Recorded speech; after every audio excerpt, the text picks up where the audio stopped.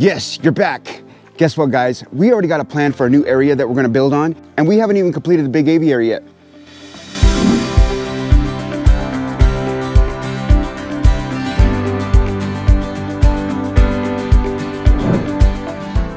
Yes, folks, that is correct. We have another area that we wanna build on, and we haven't even finished the big aviary yet.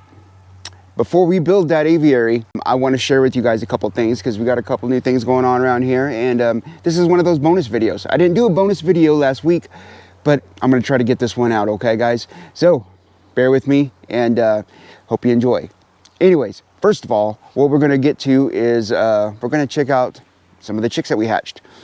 I know I said I'm done hatching, but when I said I was done hatching, I had eggs in the incubator, so that's justification for me hatching out eggs right now. Yeah, I put in a couple more after that, but still, we are just about done. We are hatching pea chicks like popcorn here.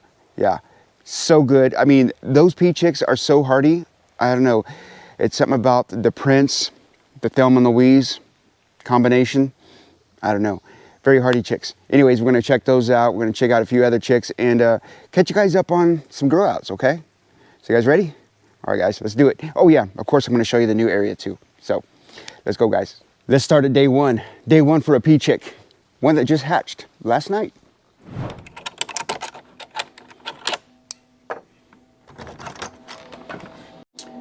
First off, let me just explain why this 1502 is still running, okay?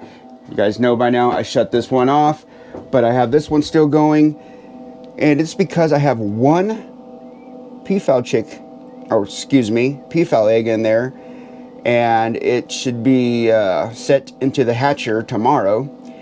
And I also got a few silvers and Nepal collegian in there that I want to hatch out. So as soon as those are done, I'll turn that off, baby. It'll be off, and we'll move on from it, and then we'll just be working with the nurturites. But check this out, guys. These nurturites sure do hatch monos and pea chicks like no other, swear. What's up, little guy? Hey. Look at that, he's healthy. Nice straight legs, straight toes. Just hatched last night and he's already walking around like crazy. Yeah, we'll give him a whole day and then we'll take him out and put him in the brooder with those other guys. All right, let's move along. So yes, after that one egg in the 1502 has gone into the nurturite to hatch, I am done hatching peafowl eggs for the season, but Thelma has a nest up there, top of this old building here, and she might sit on them. I don't know. We'll give her that chance. I'm not touching them. She can have her eggs. If she wants to produce more chicks for us, so be it. But I'm done hatching, for real this time. I'm serious. Now, let's see what we got in this little brooder. This is my youngest brooder right here. And these guys are a little wild and out. Okay, so I'm gonna try to be really quiet here.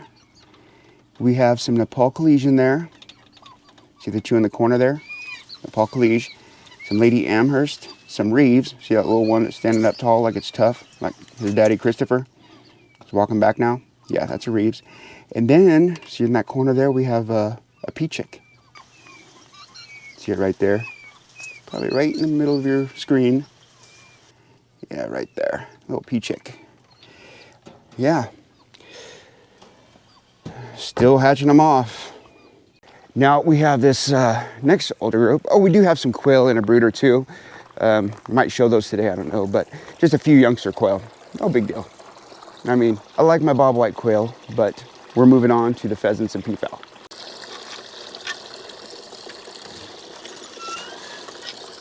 Okay. Now, it is still kind of early in the morning, so I haven't turned off their heat lamp yet for the day, but I've been running it at night. Yeah, in here we have some, well, of course these are all 2025 birds, but earlier in the season. Not the earliest, but definitely don't need that heat lamp on during the day or night. I think I just do it just to make them feel comfortable, you know? So, yeah, we have some peafowl in here.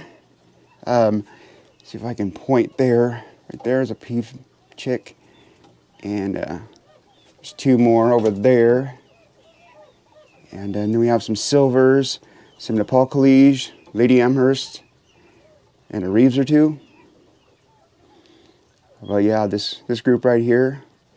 I can't wait to release these pea chicks right here when they get old enough. I want to keep a male out of there, and I don't know. It's all chicken math. Got to sell a couple. Got to keep a couple. But I don't know. Yeah, this group's doing really well. This pea chick right there has an eye issue. I gave it some antibiotics and it cleaned its eye out, and it's still keeping it shut. It's not swollen anymore, but it's something to watch out for. All the other ones are just fine. So I don't see a need to separate them yet because he's alive and well. I think it's just mostly a physical thing and not a virus. You know, like maybe something got stuck in there and irritated it. Not sure yet, but we'll see how it goes. We'll monitor him closely, and yeah, the other eye is just fine. He's eating and drinking just fine. Not lethargic or nothing, just he's got an owie on his eye. Yeah, you guys, I should show you the quail because there's a lot going on with the quail. Yeah, a lot of changes, and well, not a lot of changes, but a big change. But first of all, yeah, here's our itty bitty quail. We had a bunch of older chicks that we sold off already, and then we sold the parents off. Yeah, we're not moving on from the bobwhite quail, but we are not going to produce as many because every freaking egg is probably hatched that I had. Yeah, it is insane. I had so many of these things. See, I still love the quail. I love their little noises, and we're going to keep some. But you guys know about Quail Village over here? Yeah, it's becoming an eyesore because the direction that we want to go, we want this pheasantry to be beautiful. You know, we don't want these old raggedy pens, and we're investing a lot of time in this, so we might as well do it right. And we emptied out Quail Village, and those youngsters that you guys just saw, we are going to put in Quail Village. But I'm thinking about dismantling Quail Village. Let me show you guys. Dismantling these pens right here that I call Quail Village because they're becoming an eyesore. The more that we grow and the more that we plant and clean up things, you know, just we want to go in that direction. We want it to be a beautiful place, okay? And those are just not fitting in, to put it simply. See, even the game hen checking it out inside, she came out. She's like, nah, I'm above that, sir. But anyway, yeah, we sold off the adults here. And what I want to do is I want to get one of those little chicken runs. You know, those little ones, those little chicken houses that people use for their backyard chickens that are way too small for chickens, but people use them anyway. This is the run part of one of those right here. Yeah, I want to get one of those, a nice little chicken house, just for some quail to keep around. Yeah, and I think, well, I can deal with that, you know, because those things are cute, but to be honest, I think they're way too freaking small for chickens, okay? They say they'll house like 5 or 6 chickens, but have you seen 5 or 6 laying hens in one of those little chicken houses that you can get at, you know, Tractor Supply or Lowe's or something like that?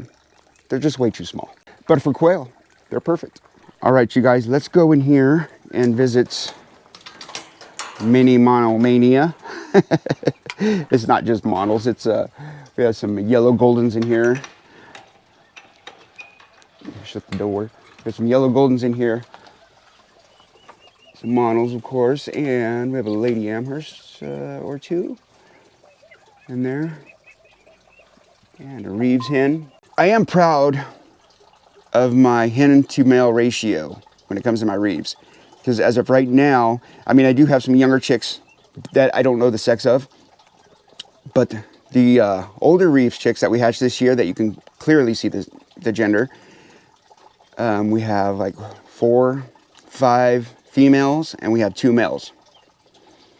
So yeah, I'm pretty stoked about that. And they're all healthy. These Reeves are very, very hardy birds, all healthy. And then of course we got the 4 monos right there. And I have yet to determine the sex of them. I haven't checked them out yet. I'm gonna age them a little bit more to know for sure. But want as many females as we can get. Monos, that's for sure. Because even that year that I produced a lot of monos, I hatched out way too many males. The ratio was off. So, yeah. I do owe a mono male to somebody, but I'm sure he would take a female if that was the case. And I do owe a mono hen to another friend. So it looks like I'll be able to hook those guys up, no problem. Oh yeah, guys, and while I'm over here, there's some Lady Amherst here. I do have a playlist on my Lady Amherst project, and I need to make another video, and I'll have one coming out soon. It's just I've been so busy with other things that I haven't been able to share much of the Lady Amherst, but we'll get into those, and I'll add it to the playlist, and yeah, we'll go from there. But as of right now, I got a lot of babies and a lot of building to do, and then we'll get back to the Lady Amherst project. I got you guys. All right, you guys, let's make our way over to the bigger growouts that are in that Amazon chicken run. I'm thinking about getting another one actually, because it's worked out so good. And then of course we won't use it during the winter. We won't take the snow. But as far as housing a bunch of youngsters, it's perfect. Let's get in here. This guy right here, he is every bit just like his daddy. It's one of the male reeves right there. Already hatches. Yeah, he don't like the camera. He is like his daddy. If I have something in my hand when I go into his pen, he doesn't like it. And then we have this young female right here, yellow golden. Gotta watch out or I'll step on her. She's always at my feet when I come in here. I have to push her out of the way. But yeah, these guys are looking really good. You guys have seen plenty of my pictures of the ringnecks, which are beautiful, getting more beautiful every day. But the markings on those ringnecks, man, I swear. For a common pheasant, sometimes they outshine the exotic pheasant, believe it or not. Now, okay, so there was another female yellow. Then here's the really friendly one that I almost step on every time I come in here. There's a male right there. So, yeah, and then we got some silvers in there, of course. And there's my other 3 Reeves hens back up in there, you guys. Beautiful hens. We have a Swinho hen in there. And I had check this out. I had a plethora of Swinho males, right? So I got rid of, or I sold every one but one. So that way I'd have a pair to go with her. And that male, he didn't make it. He passed on. So now all I got is one Swinho female. Yeah, I was saving the pair for someone, and I should have kept one of the other males, but I didn't see that coming. I didn't see me losing one of the Swinho males. Oh, here's one of the ringnecks coming up. Yeah, and there's a log with one of the ringnecks up there. I like the way they pose up there. The ringnecks own that log.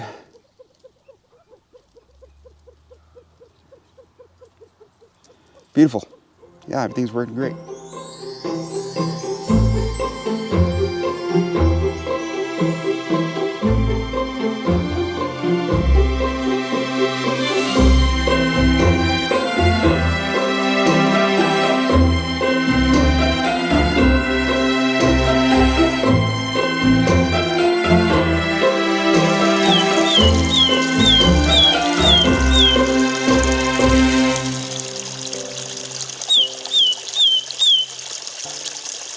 Okay, now folks, so here's the area of the new aviary where we're going to build the bigger one.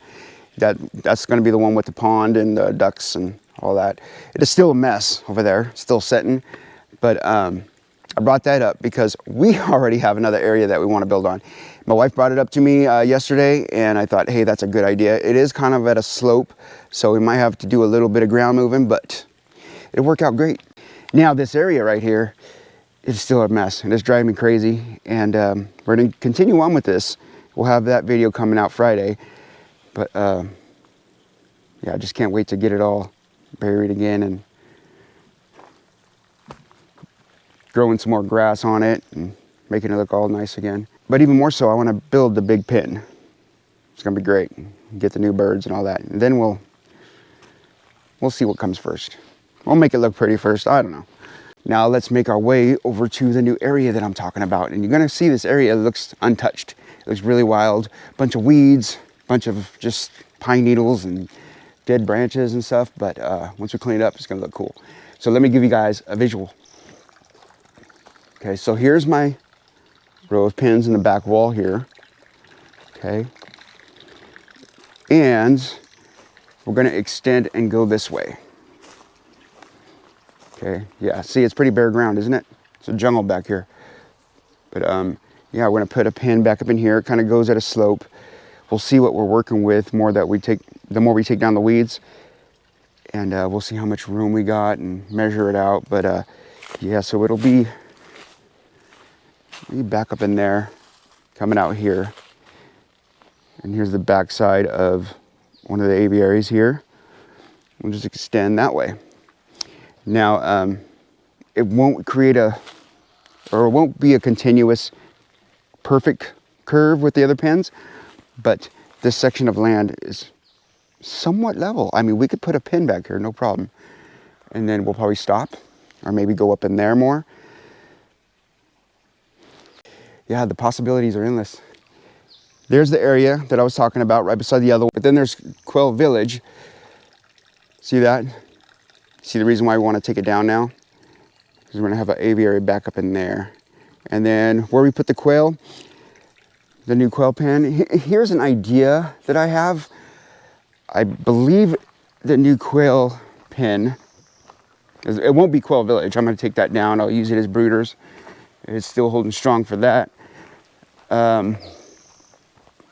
Hey, Prince, soak up the sun, buddy.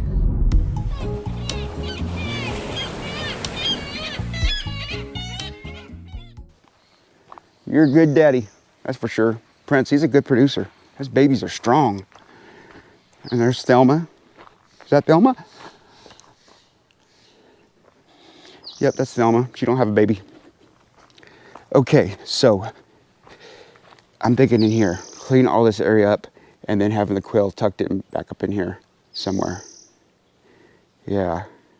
This is one of the shady areas that I don't clean up very often. And I use it just kind of like for my, junkyard of driftwood. So yeah, and I keep some water back here because it is a shady area, so that water stays cool most of the time. But yeah, I'm thinking maybe tuck it back in here somewhere.